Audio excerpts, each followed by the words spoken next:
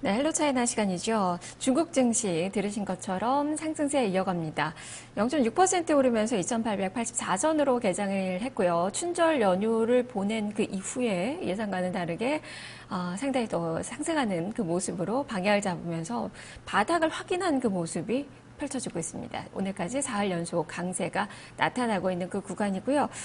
지금 또 인민은행에서 시중에 15조 원 규모의 유동성을 공급했다라는 그 소식 전해지고 있고 지금 고시환율 나왔는데요. 0.3% 정도 위안화 가치가 상승을 했습니다. 절상 소식 전해지네요. 지금 6.5152 위안으로 위안화 기준 환율 달러당 이 고시가 됐습니다. 그리고 소비자 물가지수가 지금 발표가 됐는데요. 1.8% 지난해보다는 1.8% 올랐습니다. 시장 전망치가 1.9%였는데 이에는 좀 못 미쳤고요. 전월에 비해서는 0.2%포인트 오른 거고요. 그리고 PPI의 경우에는 5.3% 하락, 전월 수치인 5.9% 하락과 사전 전망치 5.4% 하락보다 좀 개선된 그 수치가 발표가 됐습니다. 여전히 물가는 좀 우려 속에 있는 그 상황인데요. 중국 이야기 자세하게 들어보도록 하겠습니다. 현대증권 이상현 대리입니다. 대리님 안녕하세요. 네, 안녕하세요. 네, 무엇보다 중국 증시가 많이 안정을 찾으면서 지금 4일 연속 반등을 보여주고 있다는 점이 특징입니다. 중국 증시부터 한번 살펴주시죠. 네, 시장이 2600포인트를 지지를 했다는 게 가장 큰 의미가 있는 것 같습니다. 춘절 이전까지만 하더라도 중국 증시의 추가적인 하락에 대한 우려가 많았었고, 또 춘절 연휴 기간 동안에 글로벌 증시의 변동성이 확대되었습니다. 일본 시장 같은 경우에 이 춘절 연휴 동안에 일본 증시 폭락을 하면서 이 춘절 이후에 중국 증시도 이런 글로벌 증시의 영향을 받지 않을까라는 우려가 많았었는데요. 이와 반대로 지금 중국 증시 같은 경우에는 춘절 이후에 장 개장 이후에 낙폭이 컸지만 이후에 이것을 만회하면서 현재까지 견조한 상승 흐름을 이어가고 있는 상황입니다. 춘절 연휴 기간 동안 글로벌 증시는 유럽과 미국 그리고 아시아 증시 모두 급락세를 보였지만 춘절 연휴 마지막 날 반등을 보이면서 이 분위기가 춘절 연휴 이후에 중국 증시에 영향을 미쳤다고 보여지고 있는 거고요. 그리고 중국 증시 내부적으로도 보시면 낙폭 과대에 대한 시장 공감대가 형성되었다고 보고 있습니다. 2600포인트의 지지선을 확인을 했기 때문에 이 이하로의 추가적인 급락세는 나타나지 않을 것이라는 시장 참가자들의 이런 논의가 지속적으로 나타났고 저가 매수세가 유입되면서 시장 반등의 기초를 마련했다고 보고 있고요. 가장 큰 것은 아무래도 중국 정부 차원에서 인민은행 총재와 리커창 총리가 발언으로 심리가 호전됐다는 점이 가장 큰 요인으로 분석이 되고 있습니다. 인민은행 총재의 경우에는 중국 외환 보유액과 관련해서 투기 세력이 시장 심리를 지배하도록 허용하지 않을 것이고 위안화가 약세를 이어갈 것이라는 전망에는 근거가 없다고 발언을 하면서 달러 위안 환율이 화요일이었죠. 2005년 이후로 하루 상승폭 최대폭을 보여주면서 위안화 강세가 나타났었습니다. 그 강세 흐름은 어제 좀 축소됐지만 오늘 다시 나타나는 모습을 보여주고 있는 상황이고요. 리커창 총리 같은 경우에도 국무원 상무회의에서 글로벌 시장 변동성 확대에 따른 중국 경제 불안이 발생한다면 과감한 조치에 나서겠다고 발표를 했습니다. 그래서 추가적인 경제 완화 정책을 통해서 중국 증시, 중국 경제를 부양하겠다는 강력한 의지를 발표를 한 상황이고요. 위안화 환율 차트를 보시면은 최근에 지속적인 위안화 약세가 나타나면서 시장의 불안감이 지속적으로 퍼져 있었던 상황이지만 이런 인민은행 총재의 발언으로 위안화 강세를 보이면서 이런 시장 불안이 해소가 진행되었습니다. 이에 따라 최근에 거래량을 증가가 동반된 시장 상승세가 나타나고 있는 것으로 보여지고 있는 상황이고요. 이러한 상황에서 중국 증시가 향후에 어떻게 움직일 것인가를 한번 봐야 될 것 같습니다. 어제 중국 증시가 1% 이상 상승을 하면서 일본 기준으로 21선을 돌파를 했습니다. 그래서 최근에 반등에 대한 시장 공감대가 형성되었다고 보고 있고요. 2800포인트를 돌파한 상황에서 향후에 어떻게 지수가 움직일 것이냐는 3000포인트를 돌파할 것이냐를 먼저 봐야 될 것 같습니다. 3000포인트는 심리적인 저항선으로 작용을 할 것으로 전망이 되고 있고 3000포인트를 돌파할 경우에는 추가적인 상승 확대가 나타날 것으로 전망이 되고 있습니다. 현재 2월 중순인데 3월 중순쯤 중국에서 양회가 시작이 되는 상황이고요. 양회 전까지 지속적인 인민은행의 통화 완화 정책, 그리고 양회에서 정부 차원에서 추가적인 경제 대응 책이 나올 것으로 전망이 되고 있기 때문에 이러한 흐름은 양회 이전까지 지속될 것으로 보여지고 있는 상황입니다. 네. 전반적으로 이 정책 기대감이 좀 계속 되는 것 같네요. 2600선에서 이제 바닥은 좀 나온 것 같고요. 이제는 시장이 3000선으로 눈높이를 맞추면서 3000선 회복에 대한 그 기대감을 많이 보고 있는 것 같고 3000선 넘어서면 3300선까지도 추가 상승이 가능하다라는 의견들이 시장에서는 많이 나오고 있는 것 같습니다. 자, 그러면 이러한 장에서 어떤 부분을 좀 봐야 될지 오늘 어떤 이야기 해주시겠습니까? 예, 최근에 제가 계속 말씀드리는 게 이런 주가 급락기에는 향후에 성장이 지속될 수 있는 이런 필수 소비재 업체에 대한 관심이 필수적이라 보고 있습니다. 그래서 오늘도 중국의 먹거리 시장이죠. 유제품 시장에 대해서 말씀을 드리도록 하겠습니다. 중국의 2014년도 유제품 매출액은 3,300억 위안 규모에 이른 것으로 나타나면서 전년 대비 15.4% 성장을 했습니다.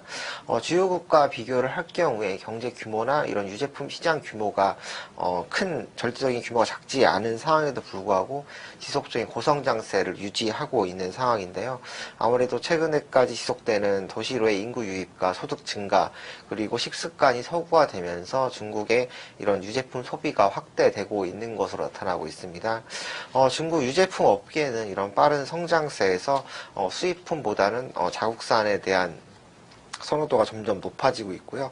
당국도 수입 규제를 강화하면서 자국산 유제품을 보호해야 한다고 강조하고 있는 상황입니다. 최근 5년 사이 2010년부터 2014년까지 유제품 수입량은 지속적으로 늘어나고 있습니다. 5년 사이에 우유 수입은 16배 이상 성장세를 보였는데요. 하여간 증가율을 본다면 지속적인 하락률을 보이고 있는 것으로 우리가 확인할 수가 있습니다. 절대적인 규모에서도 중국의 2013년 우유 생산량은 2,336만 톤인데 반해서 우유 수입량이 18만 톤으로 전체 시장에 차지하는 비중이 1% 미만으로 아주 낮은 상황으로 보여지고 있는 상황이고요. 정부도 전반적으로 국내 업체의 성장을 독려하는 상황이기 때문에 해외 업체보다는 국내 업체 중심의 시장 확대가 전망이 되고 있습니다. 그리고 중국 정부는 2015년 11월에 오중전에서 기존의 한자녀 정책을 폐지하고 2명의 자녀를 갖는 것을 허용했습니다. 정책적인 변화가 나타났는데요.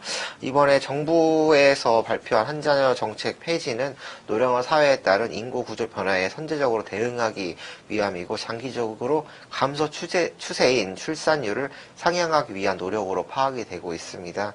현재 중국의 생후 6개월 된 아이의 모유 수유율이 28%로 해외 평균인 38% 대비 현저히 낮은 수준입니다. 아무래도 여성의 사회 진출이 활발한 상황이고요. 이런 영향 때문에 모유 수율이 낮기 때문에 향후에 출산율이 증가한다면은 이런 분유 수요가 크게 늘어날 것이고 이에 따른 유제품 사용 증가가 나타날 것으로 전망이 되고 있습니다. 그리고 중국의 이런 유제품 하면 우리가 가장 많이 떠올리는 게 2008년도에 중국에서 있었던 멜라민 분유 파동입니다. 이 멜라민 분유 파동은 우유의 부피를 늘리기 위해서 공업용 화학 제품인 멜라민을 분유에 섞어 판매한 멜라민 분유 파동이 2008년도에 중국에서 있었는데요. 이런 멜라민 분유 파동은 중국뿐만 아니라 전 세계에서 중국의 식품 안전도를 추락시키는 계기가 됐었습니다. 하지만 이를 계기로 중국 정부는 식품 안전에 대한 규제를 강화했고요. 유제품의 경우에는 낙농업체들의 검역 시스템을 강화하고 생산 표준화를 통해서 소비자들의 신뢰 회복에 주력했고 정부는 위생과 이런 생산 라인에 차질해 있는 기업들을 퇴출시키면서 적극적인 구조 조정을 단행을 했었습니다. 과거에 중국 정부에서는 분유 업체 통폐합을 하면서 상위 10개사를 제외한 구조 조정을 발표했었는데요. 이런 부분이 그때는 진행이 되지 못했었습니다.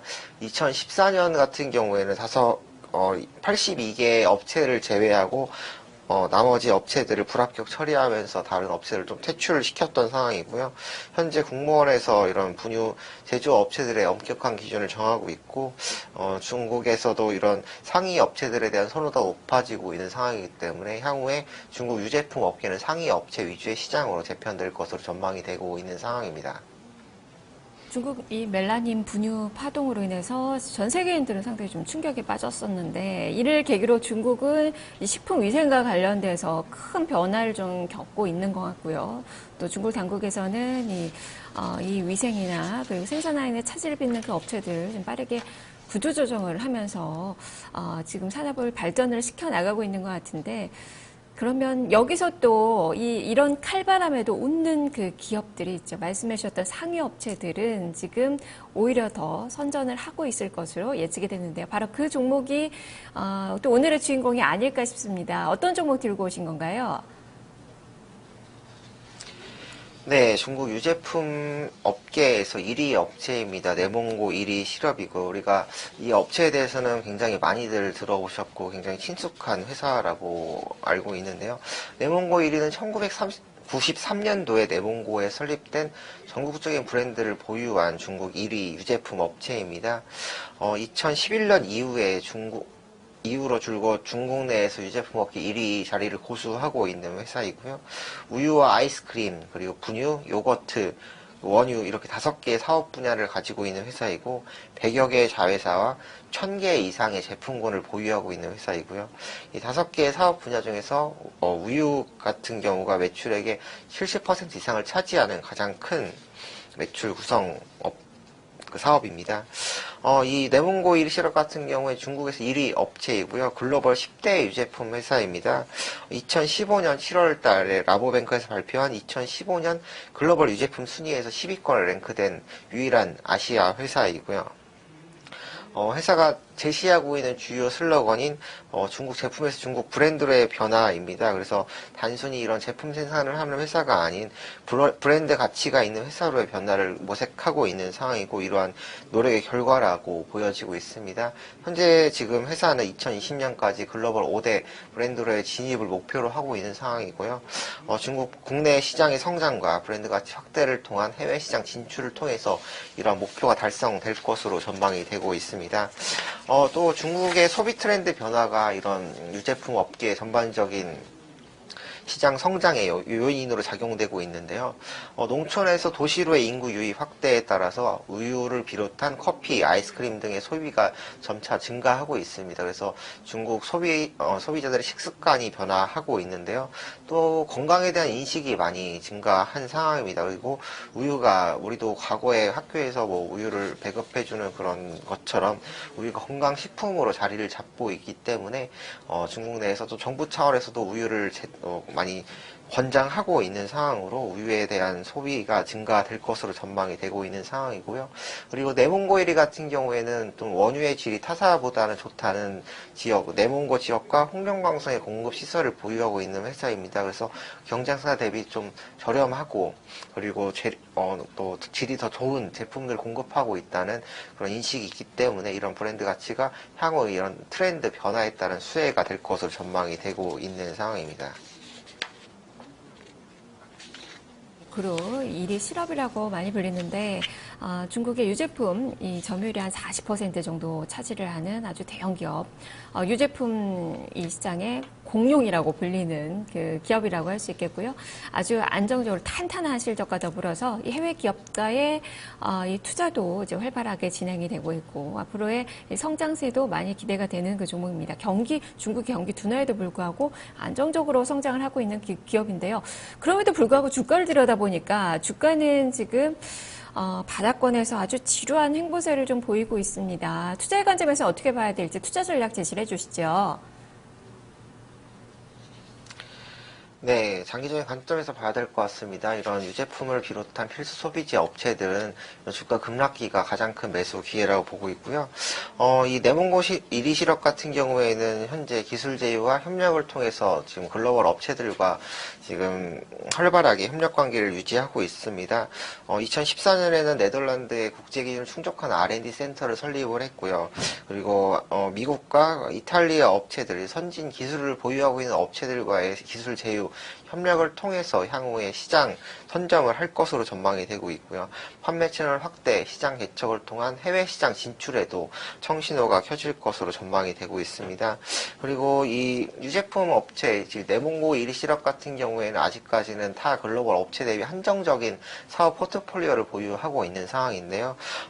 우유 사업 이외에도 버터나 치즈, 이런 요구르트 같은 우유의 파생 상품에 대한 시장 진출이 가장 필요하다고 보고 있습니다. 전 세계적으로 가장 유명한 유제품 회사는 네슬레죠. 네슬레 같은 경우에는 이런 우유나 이런 유제품보다는 커피와 생수 같은 이런 다른 음료 식품 산업에 더 집중을 한 결과 현재는 글로벌 1위 업체가 됐습니다. 이런 내몽고 1위 시럽 같은 경우에도 이러한 시장 성장에 따른 장기적인 성장이 전망되고 있는 상황이고요. 중국 당국도 중소형 업체들을 퇴출시키고 대형 회사로의 집중도를 향후에 지속적으로 정책적으로 유도하고 있는 상황이기 때문에 이러한 중국 내에서 업계 상위 업체들의 향후 성장성은 전망이 되고 있는 상황입니다. 주가 같은 경우에는 지금 일봉으로 보시면 최근 주봉으로 봐야지 더 확실하게 보일 것 같네요. 주가 급락기에 주가가 다시 하락을 한 모습을 보여주고 있습니다. 현재 주가 13위안대 중반 후반대는 후강통 개시 이후의 수준과 비슷한 수준이고요. 현재 주가 수준에서 PER 기준으로 20배 미만입니다. 이런 유제품 업체 같은 회사들은 필수소비재 업체 같은 경우에 장기적인 주가 상승이 전망이 되고 있기 때문에 이러한 주가 급락기에 투자가 가장 적절하다고 보고 있고요. 현재 가격대 수준인 13위안대 매수가 제시해드리고 목표가는 21위안, 손절가는 11위안 제시해드리고 있습니다. 네, 알겠습니다. 말씀 잘 들었습니다. 네, 감사합니다. 네, 너무도 유명한 기업이죠. 이 내몽고 1위 실업 그룹에 대해서 살펴봤습니다. 목표 주가 20위안, 손절 가격 11위안으로 제시가 됐네요. 이상현 대리와 함께 살펴봤습니다. 자, 1부 여기서 마치고요. 잠시 후 2부로 이어가겠습니다.